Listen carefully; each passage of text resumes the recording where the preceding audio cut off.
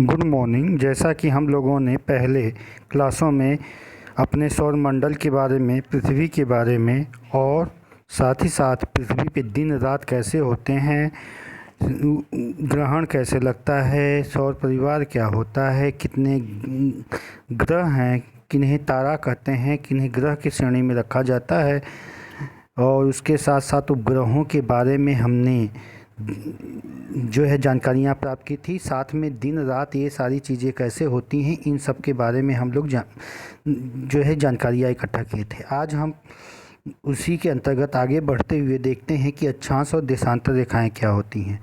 तो हम लोग जानते हैं कि अक्षांश देशांतर रेखाओं के बारे में बहुत सुना है, लेकिन ये नहीं पता हमें कि अक्षांश देशांतर रेखाएं कहाँ पे खींची जाती हैं, क्यों खींची जाती हैं, इसका महत्व क्या है, अक्षांश रेखाएं और देशांतर रेखाओं में क्या अंतर है। तो इससे पहले ये कहाँ पे खींची जाती हैं, इसके बारे में पता लगाने के लिए पहले हमें सबसे मूल तत्व को देखना पड़ेगा कि ये रेखाएं बनती क्यों हैं, बनाई क्यों जाती हैं, और इसका महत्व हमारे जीवन में क्या है, क्यों हम इन रेखाओं पर बल देते हैं, इसका कारण क्या है। इन सब के बारे में आज हम इस अध्याय से समझेंगे। तो पहले तो ये देखना है कि देशांतर और अक्षांश रेखाएं बनाई कहाँ जाती हैं। तो इसका जवाब हमें आता है कि हम ग्लोब पर इन रेखाओं को बनाते हैं। तो पहले हमें ग्लोब क्या है ये जानना पड़ेगा। ग्लोब क्या है? ग्लोब हमारी पृथ्वी के गोले का एक छोटा सा मॉडल जिस पर पृथ्वी का सही मानचित्र बना हो उसे ग्लोब कहते हैं। ग्लोब का मतलब क्या होता है? यानी कि जो हमारी पृथ्वी है उसका जब हम छोटे पैमाने पर किसी कागज़ पर, क्योंकि पृथ्वी इतनी बड़ी है कि उसको हम किसी कागज़ पे बना नहीं सकते, इसलिए उसको जब हम बनाते हैं तो उस कागज़ पर बनाए हुए जो छोटा सा ग्लोब पृथ्वी का आकार का बनता है उसे हम ग्लोब के नाम से जानते हैं। या एक तरह से हम कह सकते हैं कि पृथ्वी का छोटा रूप जो मानचित्र के रूप में बनाते हैं उसे हम ग्लोब कहते हैं। यही ग्लोब पर अक्षांश और देशांतर रेखाएं खींची जाती हैं। ग्लोब पर रेखाएं कैसे खींची जाती हैं? तो यदि हम ग्लोब की आकृति को देखें तो उस पर उत्तर से दक्षिण तथा पूरब से पश्चिम दिशाओं में खींची हुई रेखाओं का जाल देखने को मिलता है। इन रेखाओं के आकार और प्रकार अलग अलग होते हैं और इनके स्थान और स्थिति भी अलग होती है, जिससे हम किसी भी देश, धरातल, तापमान, जलवायु इत्यादि का पृथ्वी पर पता लगाने के लिए इसको खींचते हैं।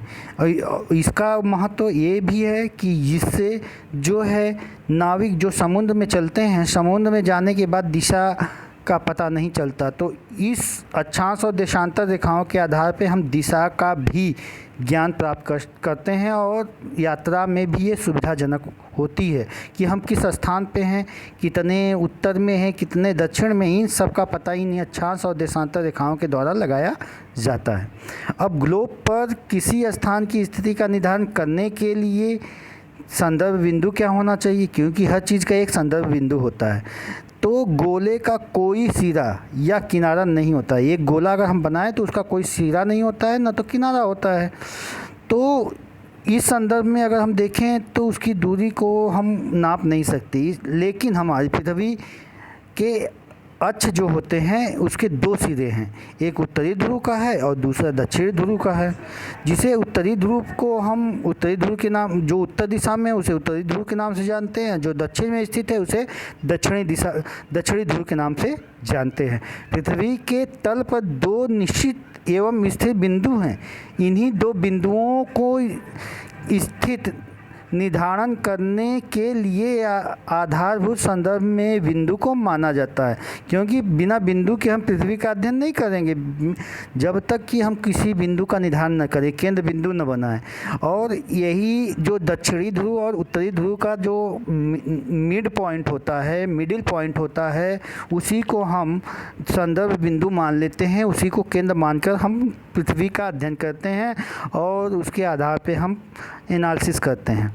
आगे अगर हम देखते हैं तो आज के टेक्नोलॉजी युग में मानव निर्मित कृत्रिम उपग्रह की सहायता से जीपीएस का हम उपयोग करते हैं, जिसे ग्लोबल पोजीशनिंग सिस्टम के नाम से जानते हैं, जिससे भौगोलिक स्थितियों का पता लगाया जाता है कि वो कौन सी देश किस स्थिति में कहाँ पर स्थित हैं, कितने उत्तर पूर्व या कितने पूर्वी उत्तरी क्षेत्र में, दक्षिणी क्षेत्र में, या विषुवत रेखा पर, कर्क रेखा, मकर रेखा, ये सारी चीज़ें जो भी ये सारी चीज़ें हमें पता चलती हैं इन्हीं अक्षांश और देशांतर रेखाओं के द्वारा पता चलती हैं। अब जीपीएस क्या होता है? जीपीएस एक तरह से मानव को ट्रैक करने के लिए, यानी मानव किस स्थान पे है, इतनी बड़ी दुनिया में कौन कहाँ पे है, इसका पता इतना आसानी से नहीं लगाया जा सकता। इसलिए इसको लगाने के लिए जीपीएस का उपयोग किया जाता है, जो सेटेलाइट होता है। और इस सेटेलाइट को हम जो है कहते हैं कृत्रिम उपग्रह कहते हैं, जो कि पृथ्वी का चक्कर लगाता है। और पृथ्वी किसका? सूर्य का चक्कर लगाता है, इसलिए पृथ्वी को ग्रह कहते हैं, और ग्रहों का जो चक्कर लगाए उसे उपग्रह कहते हैं। इसी में पहला आता है विषुवत रेखा, दोनों ध्रुवों के ठीक बीच से काटने वाली, यानी कि दोनों ध्रुवों के ठीक बीचों बीच पृथ्वी के धरातल पे जो वृत्त खींचा जाए वो काल्पनिक वृत्त विषुवत वृत्त और विषुवत रेखा या भूमध्य रेखा कहलाता है। यानी हम पृथ्वी पे जो काल्पनिक रेखा खींचते हैं इसे अक्षांश और देशांतर रेखाएं काल्पनिक रेखा होती है। एक्चुअली हम अगर वास्तविक रूप से देखें तो पृथ्वी पे कोई रेखा होती ही नहीं। वो तो जब हम कागज़ पे उसको किसी स्थान विशेष को दर्शाने के लिए या पता लगाने के लिए करते हैं तो एक काल्पनिक रेखा बनाते हैं, उसको हम कई भागों में बांटते हैं। तो अक्षांश और देशांतर रेखाओं के द्वारा ही हम बांटते हैं। तो उन रेखाओं, जिन रेखाओं के द्वारा हम बांटते हैं उसे अक्षांश और देशांतर रेखा हम कहते हैं। अब जो गोले को बीचों बीच से काट दे उसे हम विषुवत रेखा कहते हैं या भूमध्य रेखा कहेंगे। एक प्रकार से आप आगे चलेंगे चित्र में भी देखेंगे, हम आगे आपको चित्र भी दिखाएंगे, उस हिसाब से भी समझने में आसानी हो जाएगी कि विषुवत वृत्त का मान कितना होता है। तो 0 अंश का होता है, यानी 90 डिग्री ऊपर तक जाने पे, अंश ऊपर जाने पे, और 90 डिग्री नीचे, ऊपर जाने पे उत्तरी ध्रुव और नीचे आने पर दक्षिणी ध्रुव होती है। इस आधार पे इसे हम भूमध्य रेखा भी कहते हैं, 0 अंश अक्षांश रेखा भी कहते हैं। इसी के द्वारा हम ग्लोब को 2 भागों में बांटते हैं, जिसका नाम एक देते हैं उत्तरी गोलार्ध और दूसरा देते हैं दक्षिणी गोलार्ध के नाम से जानते हैं। और ये पृथ्वी पर ही खींचा जाता है। अब अक्षांश वृत्त क्या होता है? विषुवत वृत्त के समांतर खींचे गए वृत्तों को कहते हैं। यानी जो विषुवत वृत्त है वो समांतर होते हैं, एक सीध में होते हैं, उनको हम विषुवत वृत्त भी कहते हैं। भूमध्य रेखा के समांतर होने के कारण वह एक दूसरे के समांतर भी होते हैं, इसलिए वे समांतर रेखा भी कहलाते हैं। यानी जो अक्षांश रेखाएं हैं वो एक दूसरे के बराबर होती हैं, वो उनमें उनकी जो दूरी होती है एक बराबर होती है और चारों तरफ होती है, इसलिए उनमें कभी वो एक उनका सिरा कभी एक दूसरे से मिल नहीं पाता है, इसलिए इसे समांतर रेखा भी कहते हैं।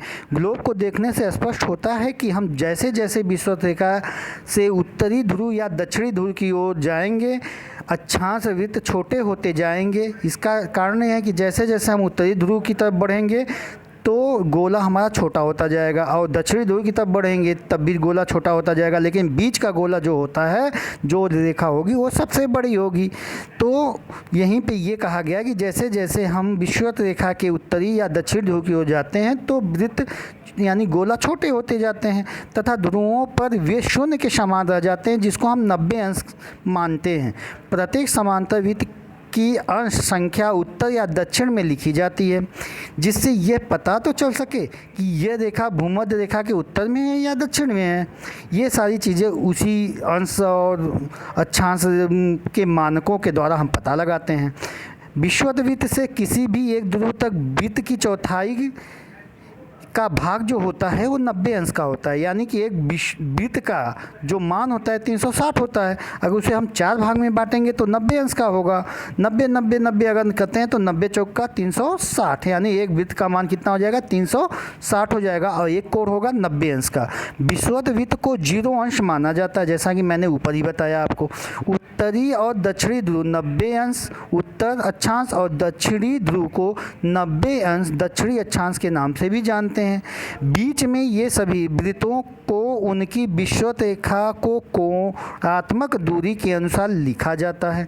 भूमध्य रेखा के समान ही कुछ और अक्षांश रेखाओं के भी विशेष नाम हैं, जैसे 23.5 अंश उत्तर अक्षांश वृत्त को कर्क वृत्त कहते हैं और 23.5 अंश दक्षिण अक्षांश वृत्त को क्या कहेंगे? मकर वृत्त कहेंगे। यानी कि जो उत्तर में है उसे कर्क 23.5 अंश पे जो स्थित है और जो दक्षिण में स्थित है वो 23.5 अंश मकर कहलाती है और उत्तर वाला कर्क के नाम से हम जानते हैं। 66.5 अंश उत्तर अक्षांश वृत्त को उत्तरी ध्रुव वृत्त तथा 66.5 अंश दक्षिणी अक्षांश वृत्त को दक्षिणी ध्रुव वृत्त भी कहते हैं। कर्क रेखा और मकर वृत्त विषुवत रेखा के क्रमशः उत्तर और दक्षिण की वे सीमाएं हैं जहाँ तक वर्ष में कभी न कभी सूर्य की किरणें लंबवत पड़ती हैं, और जहाँ पे सूर्य की किरणें लंबवत पड़ती हैं वहाँ पे गर्मी बहुत ज़्यादा होती है। और क्योंकि तिरछी किरणों में ऊष्मा जाते समय ज़्यादा लगता है, वातावरण में ज़्यादा वो समय बिताते हैं और पृथ्वी पर आते आते उनकी ऊर्जा कम हो जाती है, उनकी ऊष्मा कम हो जाती है। लेकिन जो लंबवत पड़ता है उसकी ऊष्मा बहुत ज़्यादा होती है, इसलिए वहाँ पे गर्मी अधिक पड़ती है। तो जो सूर्य की किरणें लंबवत कहाँ पड़ती हैं? विषुवत रेखा पे पड़ेंगी, और इसीलिए विषुवत रेखा को शून्य अक्षांश रेखा के नाम से भी जानते हैं। और 23.5 अंश उत्तर में कर्क रेखा के नाम से और 23.5 अंश दक्षिण में मकर रेखा के नाम से जानते हैं। इसी मकर रेखा पे जब मकर संक्रांति भी हम मनाते हैं, जब मकर पर सूर्य की किरणें लंबवत पड़ने लगती हैं तो उसी को हम मकर संक्रांति के नाम से जानते हैं कि अब सूर्य मकर रेखा की तरफ आ चुका है। और जब कर्क की तरफ जाता है तो भारत में ठंडी होने लगती है, ठंडा पड़ने लगता है, मौसम बदल जाता है। और जब ये मकर पे आता है तो गर्मी पड़ने लगती है। तो इस आधार पे हम मौसम का भी अनुमान लगा लेते हैं कि पृथ्वी का अक्ष कक्ष तल पर 23.5 अंश झुका हुआ है, अर्थात लंब 90 अंश से 23.5 अंश हटकर ही होगा। उत्तरी तथा दक्षिणी ध्रुव वृत्त पृथ्वी के वे स्थान हैं जहाँ बड़े से बड़ा दिन 24 घंटे का और बड़े से बड़ा रात जो होता है, यानी बड़े से बड़ी रातें जो होती हैं वो 24 घंटे की होंगी। ये तो स्वाभाविक है, जहाँ पर सूर्य की किरणें लंबवत पड़ेंगी वहाँ पे तो दिन और रात दोनों बराबर होते हैं। इसलिए एक क्वेश्चन और भी बन जाता है कि दिन और रात कब कैसे होते हैं, कब बराबर होते हैं, कहाँ किस अच्छा रेखा पे बराबर होते हैं। तो हम कह सकते हैं कि अक्षांश रेखाओं पर दिन और रात बराबर हो सकते हैं, क्योंकि वहाँ पे कभी साल भर में एक बार सूर्य की किरणें तो सीधी पड़नी ही पड़नी है, और जब सीधी पड़ती हैं तो उस दिन और रात बराबर होते हैं। इसके बारे में हमने पहले भी बता दिया है कि 21 जून और 22 सितंबर और को दिन रात के बारे में मैंने पहले ही आपको बता दिया है पहले वीडियो में। अब आते हैं कटिबंध क्या होते हैं। कटिबंध का मतलब होता है कि इन जो ऊपर हम लोगों ने पढ़ा है इसके लिए कटिबंध वृत्त एक महत्वपूर्ण भूमिका निभाता है। इसमें कटिबंध बहुत महत्वपूर्ण है क्योंकि यह पृथ्वी के ताप कटिबंधों की सीमाएं बनाते हैं। यह अक्षांश रेखाओं के सहारे ही पता चलता है या देशांतर रेखाओं के सहारे ही पता चलता है। पृथ्वी के धरातल को हम तापमान और प्रकाश के 5 मुख्य कटिबंध में बांट सकते हैं, जिसमें पहला है उष्ण कटिबंध। उष्ण कटिबंध क्या है? विषुवत वृत्त के दोनों ओर कर्क वृत्त से लेकर मकर वृत्त तक के भाग को कहते हैं। यानी उष्ण जो होता है जहाँ पे गर्मी ज़्यादा होती है और यहाँ पे सूर्य की किरणें लंबवत पड़ती हैं और साल भर लंबवत पड़ती हैं, जिसके कारण यहाँ पे गर्मी बहुत अधिक पाई जाती है। और गर्मी के कारण इस क्षेत्रों के लोगों का जीवन भी बहुत कष्टमय होता है। और यहाँ पे जैसे ये क्षेत्र आप देख सकते हैं, वेस्ट इंडीज़ को देख सकते हैं, ब्राज़ील को देख सकते हैं, तो इसी कटिबंध क्षेत्र में पड़ते हैं। कटिबंध का मतलब ये है कि जिस क्षेत्र में अक्षांश और देशांतर रेखाओं के सहारे हम ये बांट देते हैं कि सूर्य की किरणें कहाँ लंबवत पड़ रही हैं, कहाँ पे कितनी ठंडी है, कहाँ पे गर्मी है। इसी के आधार पे जब हम बांटते हैं तो जो क्षेत्र ज़्यादा गर्म वाली क्षेत्र होते हैं उसे एक श्रेणी में, जो ज़्यादा ठंडे वाले उस एक श्रेणी में जो जहाँ पे समान मौसम होता है, टेम्परेचर लगभग हो जाता है, गर्मी में भी और ठंडी में भी लगभग समान हो जाते हैं।